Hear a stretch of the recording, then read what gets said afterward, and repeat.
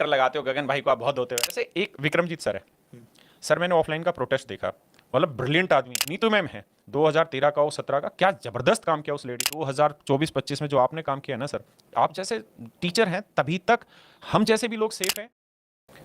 कि आपके साथ ऐसा होता क्या कि आप बिल्कुल ठीक ठीक होते रहते हो, ठीक ठीक चलते हो, फिर एकदम से कुछ गुब्बार आता है यूट्यूब पे, फिर किसी को लग जाते हो, किसी के पीछे, फिर शांत होते हो, फिर लग जाते हो। वो बीच बीच में कैसे आता है दिमाग में ये चीज़? नहीं पता, आता नहीं है मुझे ना इस बात से। कुछ भी गलत होता है ना तो पता है, इससे मुझे तकलीफ हो जाती है। जैसे आप, ऐसा नहीं कि एसएससी ने गलत किया, तो मैंने चेयरमैन से लेकर के, आप देखते हो कि मैं खूब मुखर होकर एकदम बोलता हूँ। बिल्कुल मैं बोलते वक्त ये देखता नहीं हूँ कि इस चीज़ का इम्पैक्ट, मुझे पता है कि मुझे इम्पैक्ट से ठीक करना है। मैं उसमें कोई फिल्टर नहीं लगाऊंगा कि यार मैं बोल लेकिन फिल्टर लगाते हो गगन भाई को आप बहुत होते हो यार। फिल्टर लगा के, और क्या? बिल्कुल भी फिल्टर लगा के नहीं धुला होगा, विदाउट फिल्टर ही धुला होगा एकदम।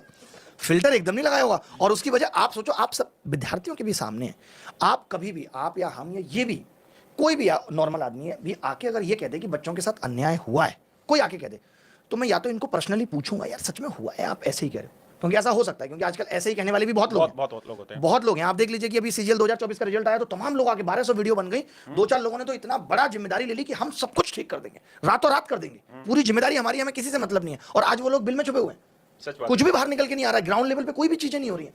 तो आप मेरे बारे में लोगों को भी पता है कि मैं शुरुआत से जो बोलूंगा, अगर मैंने जिस दिन ये बात बोली थी कि मैं रिजल्ट रिवाइज करा दूंगा, या इससे पहले भी कोई बात बोली है यूएफएम को लेकर के, तो वो चीजें करी हैं। अब कोई बंदा आके इस तरीके से ये बोलने लगे, और कई बार बच्चों को पता भी नहीं होता कि वो पीछे क्या बोल रहा है, कॉल करके वो क्या बोल रहा है, मैसेजेज पे क्या वो कर रहा है, तो वो फिर चीजें निकल जाती हैं। लेकिन कई बार सभी के अपने अपने विचार होते हैं सर, हर किसी को अपने अपने तरीके से दिखता है चीजें, और वो अपने तरीके से उसके ऊपर रिएक्ट करते हैं।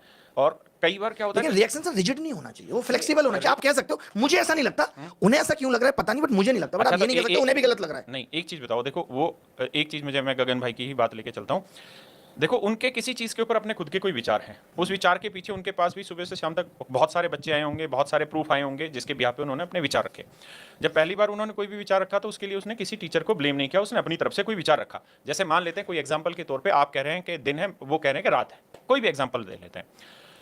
लेकिन जब आपने इस एसएससी वाला केस किया और आपने उस केस को फाइट किया, तो ये बताओ कि उनके विचार जो भी रहे हों, लेकिन उस चीज़ में उन्होंने पार्टिसिपेट किया, चाहे वो फाइनेंशियली पार्टिसिपेशन तो किया। तो मुझे लगता है कि हर एक टीचर के ना अपने अपने विचार हैं, और अपने अपने तरीके से वो लड़ाई लड़ता है।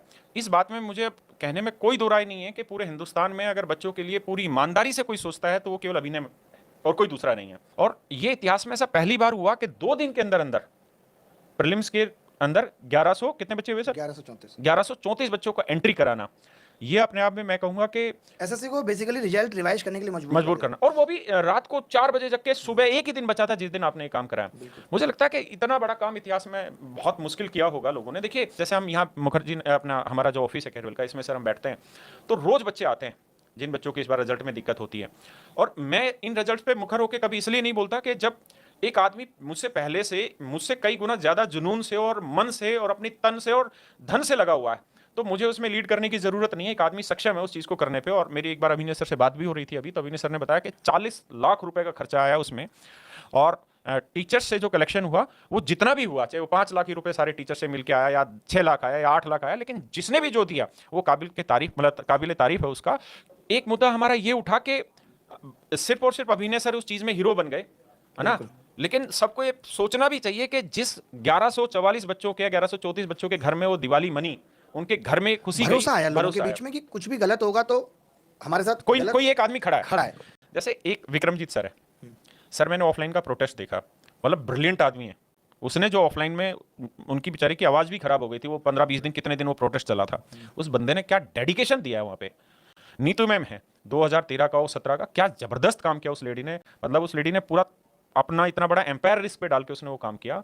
और अब 2024-25 में जो आपने काम किया ना सर, आप जैसे टीचर हैं तभी तक हम जैसे भी लोग सेफ हैं, बच्चों की भी उम्मीदें आपसे हैं, और आगे भी ये उम्मीदें जुड़ी हुई हैं। यदि आपको इस वीडियो का फुल एपिसोड देखना है तो आप इस चैनल पे जाके ये वाला वीडियो देख सकते हो।